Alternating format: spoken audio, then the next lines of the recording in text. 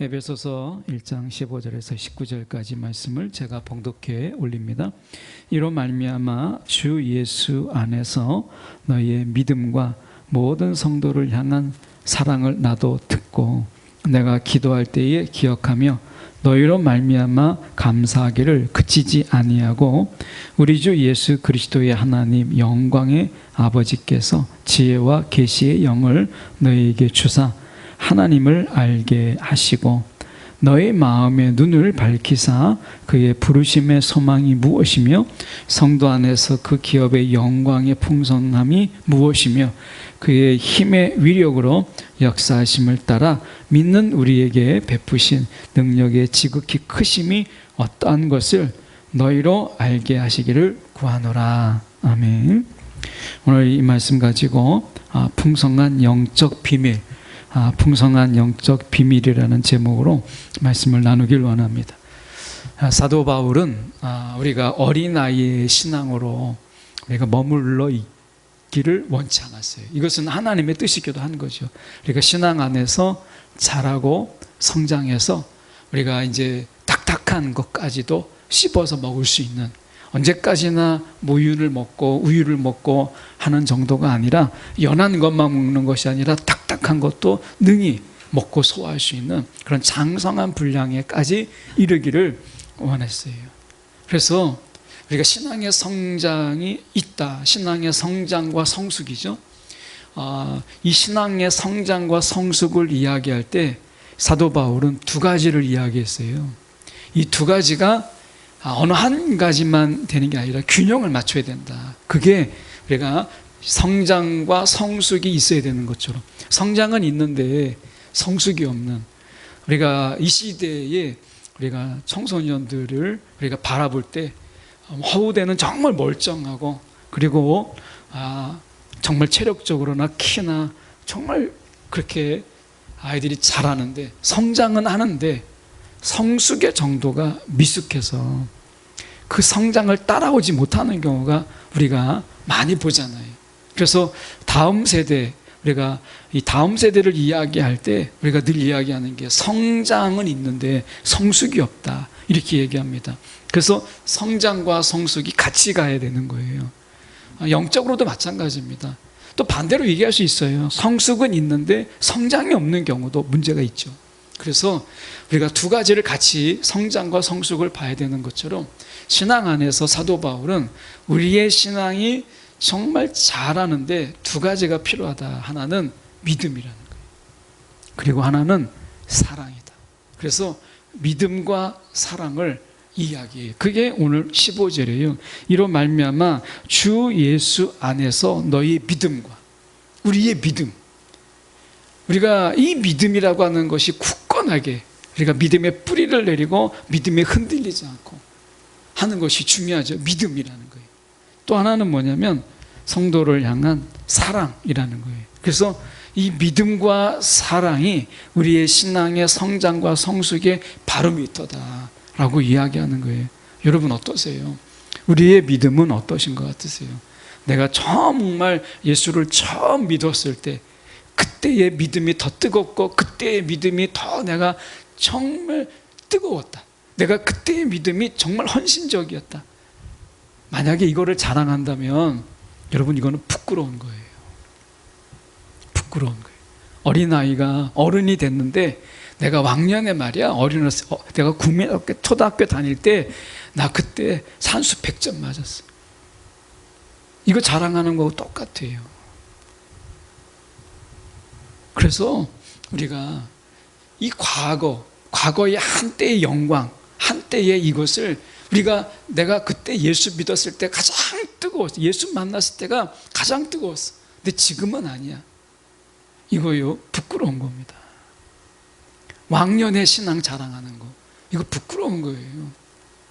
우리가 그때의 믿음이 우리가 1이었다면 지금 나의 믿음은 지금 10이요, 15이요, 20이 됐습니다 라고 하는 것이죠. 세월이 흘렀는데 믿음은 제자리예요.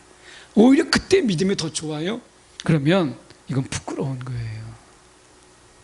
그래서 믿음은 신앙의 세월이 갈수록, 신앙의 경륜이 깊어질수록 믿음도 함께 자라가야 되는 거예요.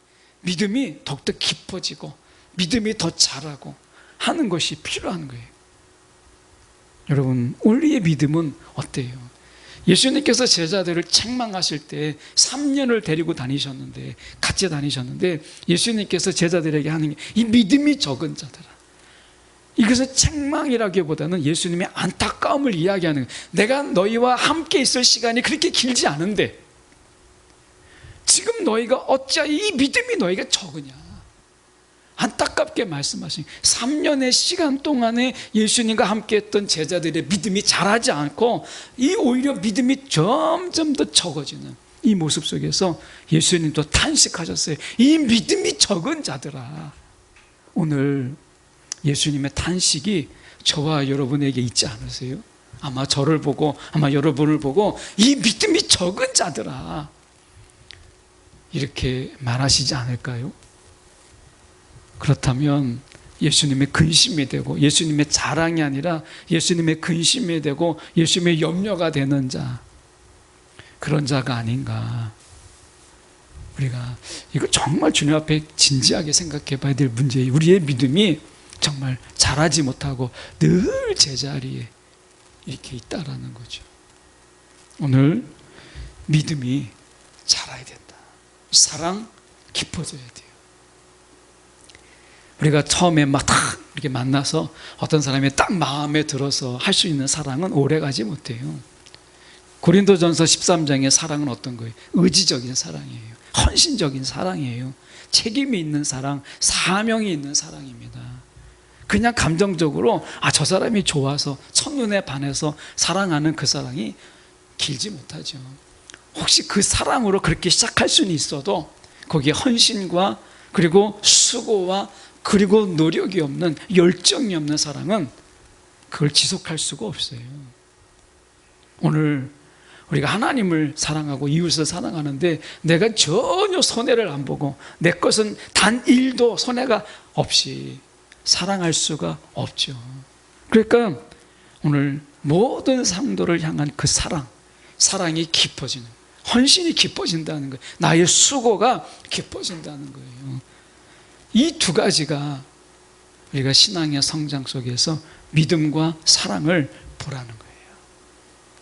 오늘 우리의 사랑과 우리의 믿음, 이것을 우리가 신앙의 성장의 바로미터로 보는데, 이것에 대해서 16절에서 사도 바울은 이야기합니다. 내가 기도할 때에 너희의 믿음과 너희의 사랑을 기억하며 너희로 말미암아 감사하기를 그치지 않았다.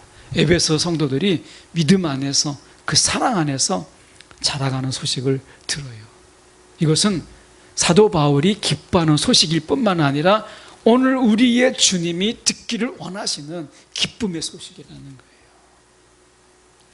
오늘 우리의 아버지이신 하나님께서 듣기를 원하시는 소식이에요. 우리의 믿음이 자랐다.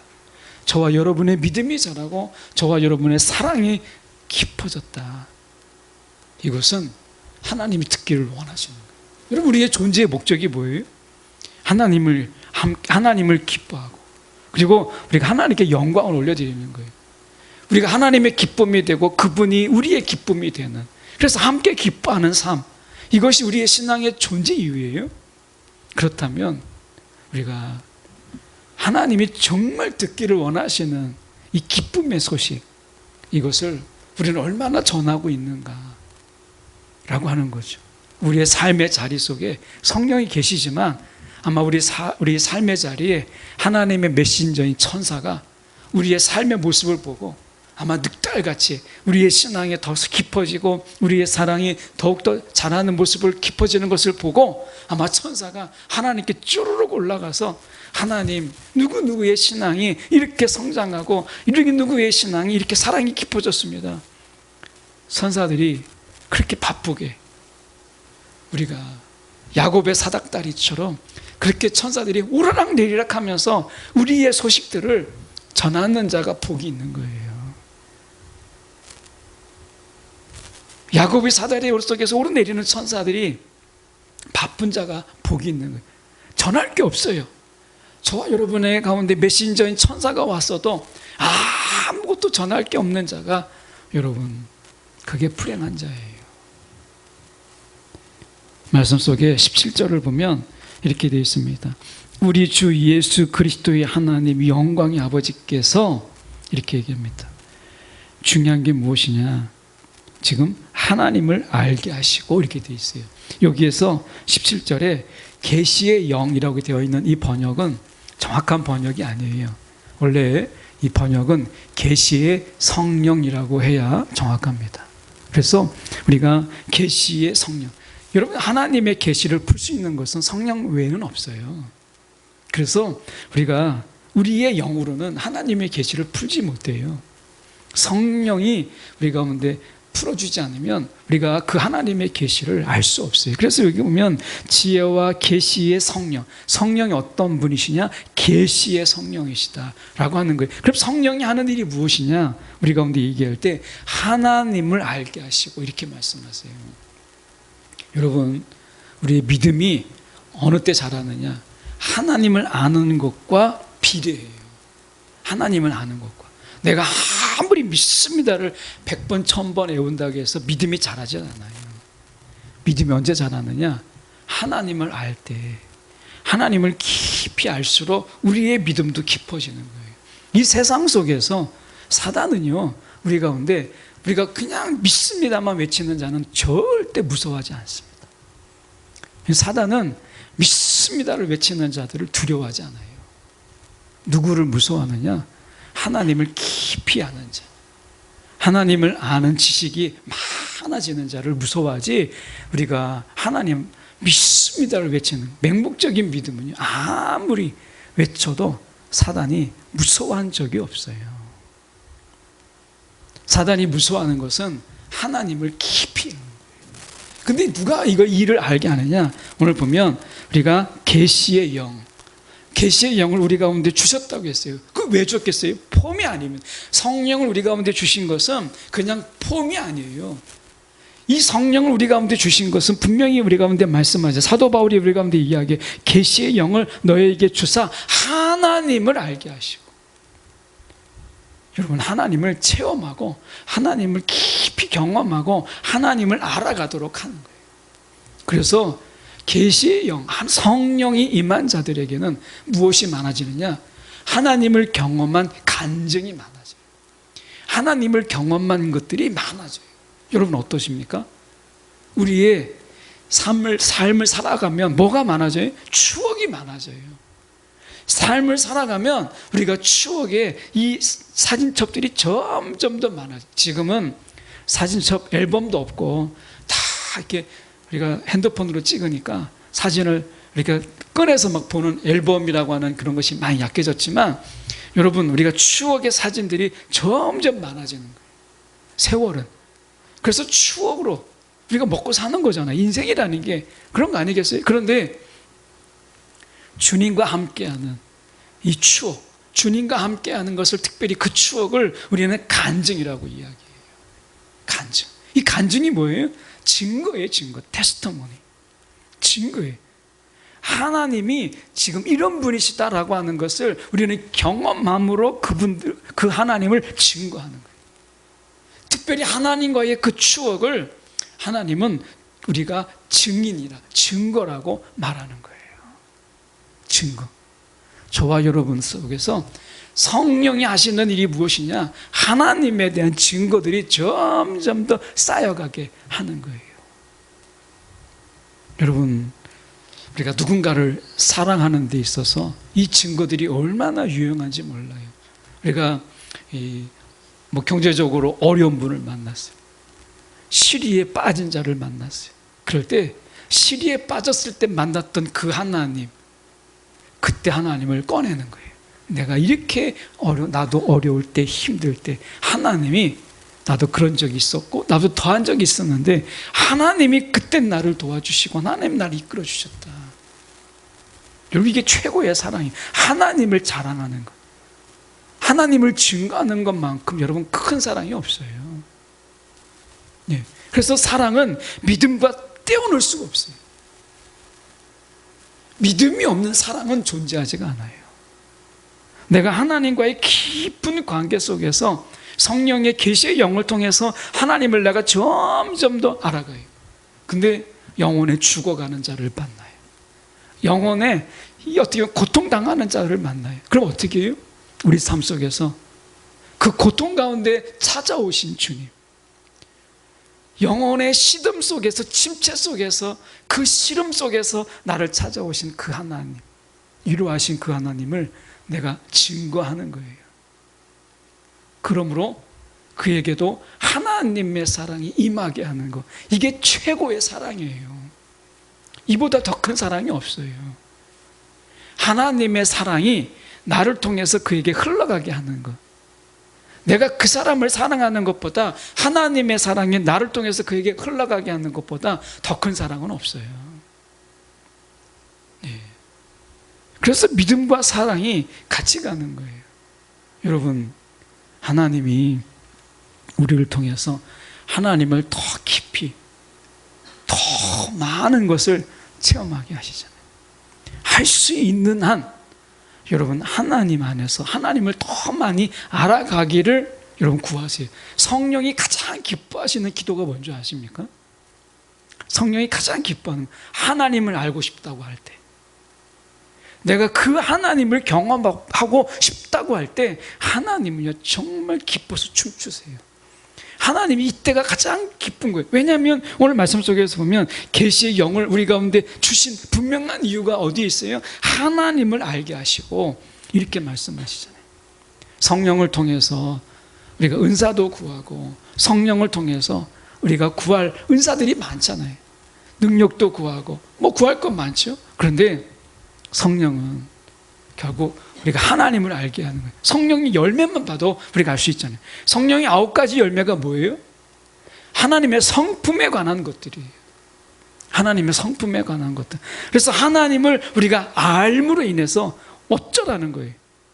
하나님을 닮게 하는 거예요. 아는 만큼 내가 하나님을 닮아요. 하나님의 뜻이 무엇이 있어요? 아담을 통해서 우리가 죄악을 범함으로 인해서 우리 가운데 보이지 않는 하나님의 형상을 깨졌어요.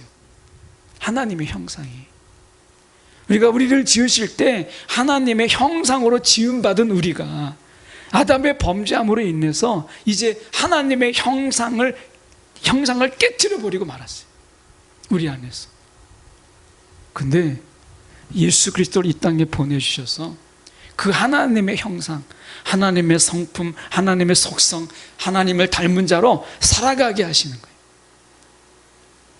하나님을 아는 것만큼 닮아가는 거예요. 그분을 경험하고 그리고 그분을 아는 것만큼 닮아가는 거예요. 하나님을 닮아가는 것은 다른 거 아닙니다. 하나님은 사귐을 통해서 닮게 하길 원하셨어요. 그래서 여기서 안다라고 하는 것은 지식적으로 아는 게 아니라 경험적으로, 체험함으로 아는 거예요. 성령은 하나님을 경험하게 하시는 영이세요. 성령은 하나님을 체험하게 하시는 영이세요.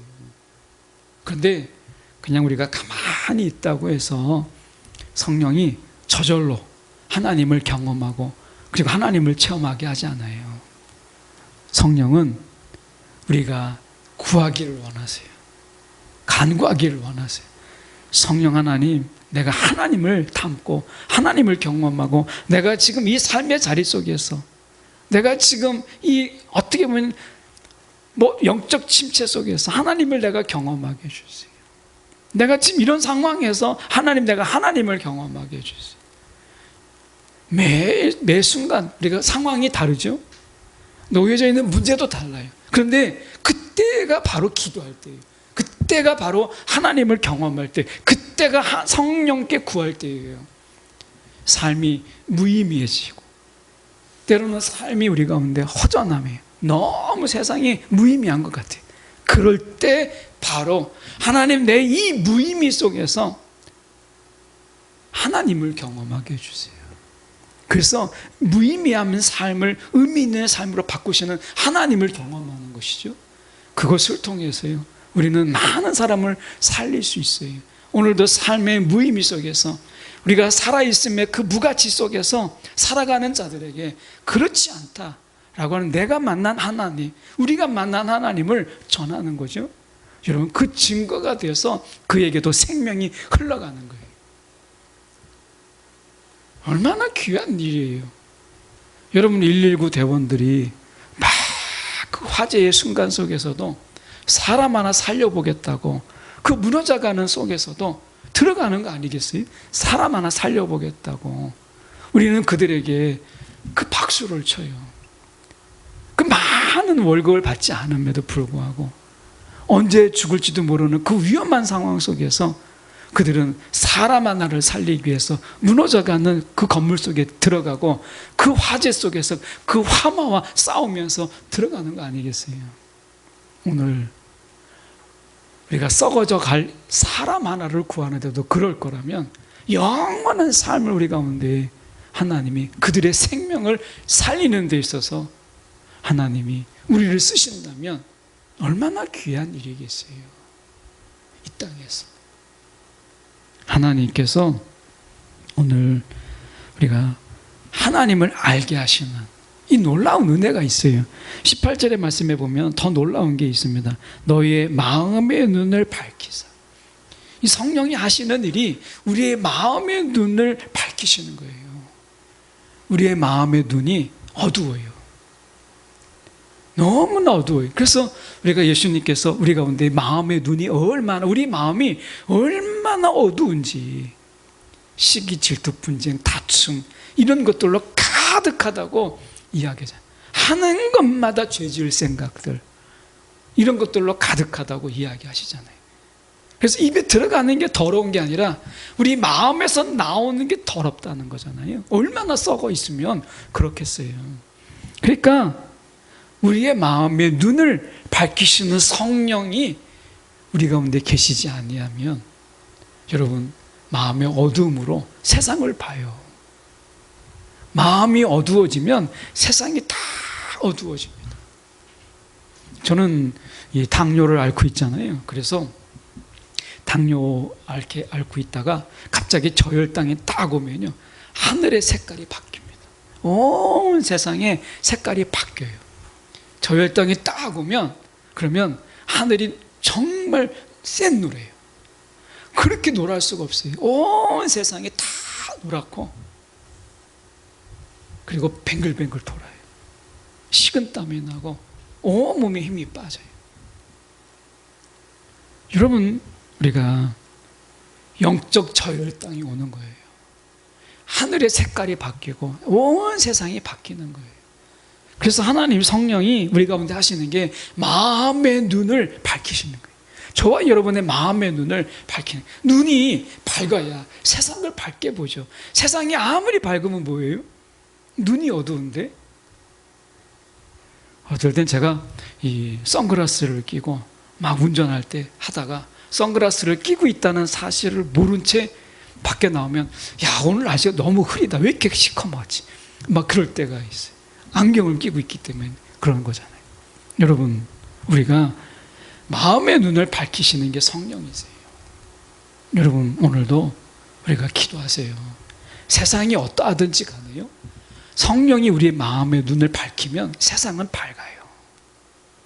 세상은 아름다워요. 세상이 아무리 칠흑같이 어두워도요, 성령이 우리의 마음의 눈을 밝히면 세상은 아름다운 거예요. 너무나 아름다운 거예요. 우리가 성령이 우리의 마음의 눈을 밝히사 소망을 알게 하세요. 소망.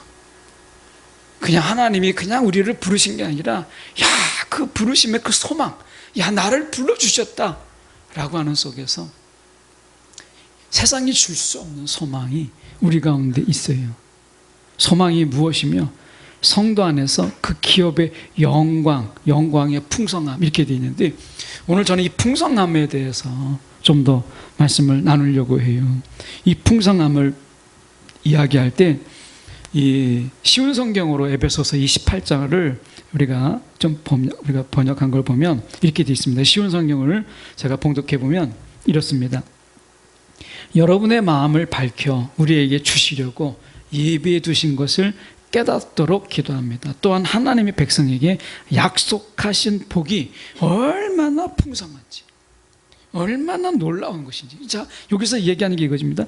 하나님이 우리 백성에게, 저와 여러분에게 약속하신 복이 얼마나 풍성하고 놀라운지 이렇게 말하잖아요. 그 하나님의 복이 얼마나 풍성한가, 얼마나 놀라운가, 사도 바울은 그렇게 이야기하고 있어요. 오늘 우리가 생각해 볼 때 하나님이 저와 여러분에게 주신 복이 이 세상의 어떤 것과도 비교할 수 없는 엄청난 복이라는 거예요. 이것을 우리 가운데 주셨다라는 거예요. 근데 이거는 마음이 어두우면요, 이 복이 보이지 않아요. 마음이 어두우면, 세상에 우리가 마음을 빼앗기면 세상의 복이 보입니다. 그래서 세상의 복이 보이는 거예요. 세상이 좋다고 하는 것들이 보이는 거예요. 근데 그것은 하나님의 불을 거치 나가지 못해요. 다 없어질 것들이에요.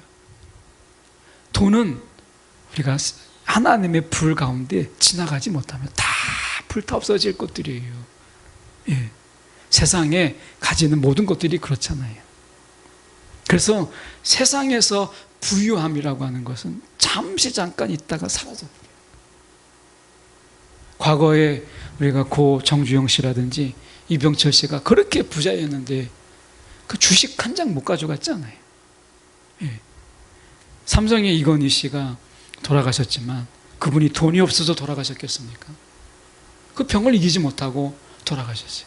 세상에서 제일 좋다고 하는 의료진을 왜 모시지 않았겠어요? 가진 게 돈인데. 그래도 안 되잖아요. 우리가 볼 때 이 세상의 어떤 이 부유함, 이 풍성함이라고 하는, 복이라고 하는 것은 그렇게 오래 가지 못해요. 그러나 그것이 때로는 필요하기도 해요. 이걸 우리가 부인할 수 없고요. 그리고 하나님께 그것을 구하는 것 자체가 나쁜 건 아니에요. 근데 중요한 것은 뭐냐면 마음의 눈을 밝히지 못하고 오히려 마음의 눈을 어둡게 만드는 거라면 여러분, 그것은 저주예요. 혹시 이 세상의 복에 의해서 내 마음의 눈을 닫게 만든다면 여러분, 세상의 어둠으로 살아가는 거예요. 눈을 잃고 살아가는 거예요. 여러분, 얼마나 불행한 거예요. 성령은 우리의 마음의 눈을 열게 하고 우리의 마음의 눈을 밝히시기를 원하시는 영이세요. 그런데 그 성령을 구하지 않고 성령의 밝히심으로 살아가지 않고 성령이 우리 마음을 밝혀서 보게 하시는 것을 보이게 하지 않고 세상의 것으로 우리의 눈을 감기게 하면 여러분, 그것 또한 불행한 거예요. 그래서 우리가 마음의 눈을 밝혀야 무엇을 볼 수 있다고요? 하나님이 약속이 주시는 우리 가운데 놀라운 그 복, 풍성한 복을 볼 수 있다는 거예요. 이 복을 우리 가운데 볼 줄 아는 은혜가 있기를 원해요. 이 복을 구분할 줄 아는 은혜가 저와 여러분 가운데 있기를 원해요. 우리가 말씀해 보면 지금 그렇게 말씀하는 거예요. 지금 18절에 시온 성경을 다시 가서 보면 약속하신 복이 얼마나 풍성하고 놀라운지 깨닫도록 이렇게 돼 있어요. 깨닫도록. 이거를 깨달아야 된다는 거예요. 깨닫지 못하면 이 복이 얼마나 풍성하고 놀라운지를 저절로 알 수가 없다는 거예요. 그 성령이 하시는 게 뭐라고요? 우리 마음을 밝혀서 이것을 깨닫도록 하는 거예요. 하나님의 약속, 그 풍성함과 그 놀라움을 우리 가운데 알게 하셔요. 베드로전서 2장 9절의 말씀에 보면 우리가 너무나 잘 알고 있는 말씀이 나와요. 그러나 너희는 택하신 족속이요 왕같은 제사장들이요 거룩한 나라요 그의 소유가 된 백성이니 너희를 어두운 데서 불러내요. 어두운 데서. 이 어두운 데가 어디? 마음의 눈이 깜깜해서 우리가 앞을 구분하지 못하는 그 어두움. 여러분, 모든 걸 가져도 마음이 우울하면 여러분, 세상이 다 우울한 거예요. 내가 마음이 어두우면 세상이 아무리 밝아도 다 어두워요. 그런데 그 어두운 데서, 그러니까 마음의 눈이 감겨진, 마음의 눈이 어둠 속에 있는 그들을 불러내어서 그 기이한 빛에, 그 마음의 눈을 밝게 하신 그 기이한 빛에 들어가게 하신 이 아름다운 덕, 이렇게 이야기합니다. 여러분, 오늘 분명히 말씀하잖아요. 우리가 마음의 눈을 밝히사, 우리의 마음을 밝히시는 성령께서 저와 여러분 가운데 임하여 주셔서 진짜 복이 무엇인가? 사도 바울은 이걸 알았잖아요. 그래서 어떻게 했어요? 자기가 가진 모든 것들, 이것을 다 배설물로 여기고 그가 예수의 길을 따라갔어요. 그 고난과 그 아픔과 그 어떻게 보면 죽을 뻔했던 여러 번의 위험 속으로 그가 들어갔잖아요. 누가 복이 있는 거예요? 세상을 볼 땐 정말 미련한 거죠. 세상에 우리가 사도 바울처럼 이 당시에 잘 나가는 이 가말리엘의 수제자예요. 그냥 가만만 있어도 명예가 있고 돈이 얻어지게 되고요. 그리고 그가 수많은 영광을 누리게 되잖아요. 그런 그가 이 모든 것을 다 버리고 그가 정말 열심히 배웠던 이 모든 것을 다 버렸어요. 한순간에. 그리고 예수를 따랐어요. 무엇 때문에?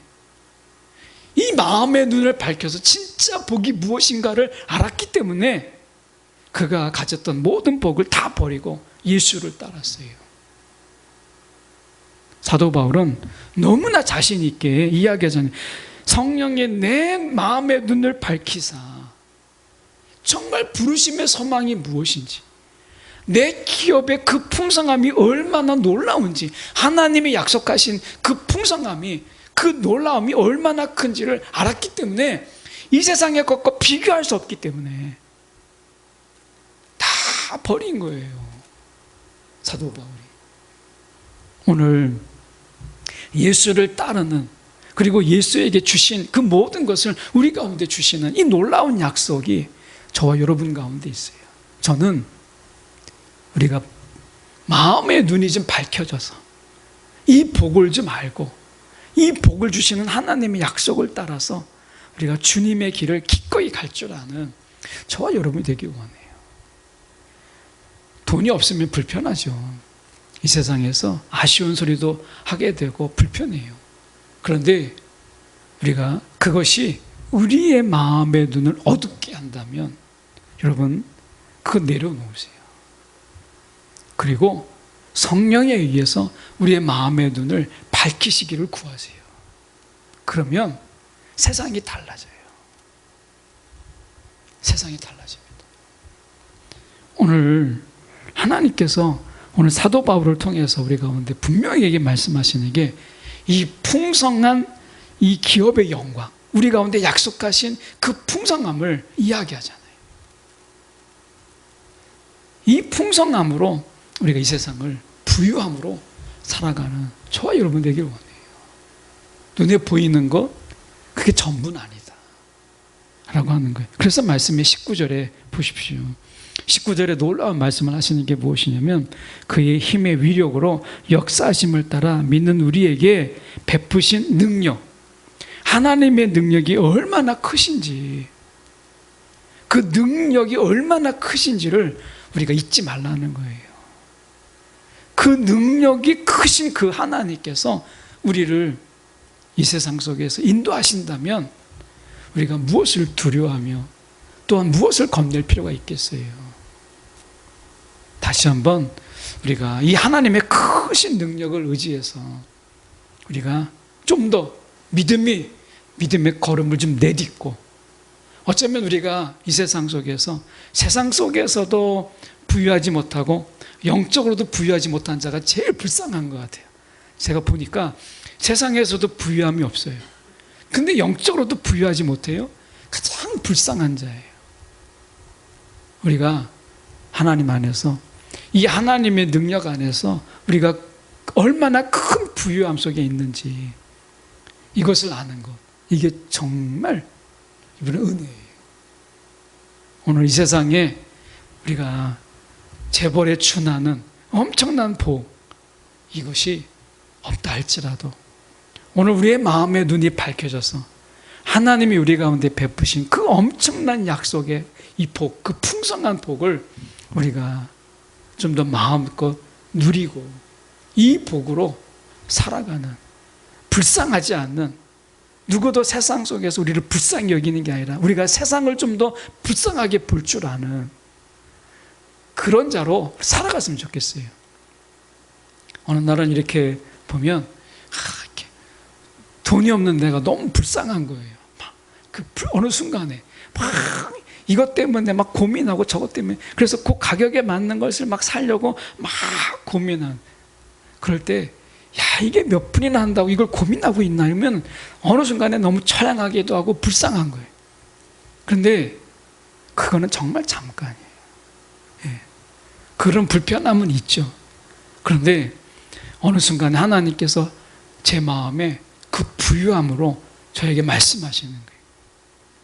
하나님께서 그 풍성함을 하나님이 보게 하시는데, 이게 진짜 불쌍한 게 이거구나.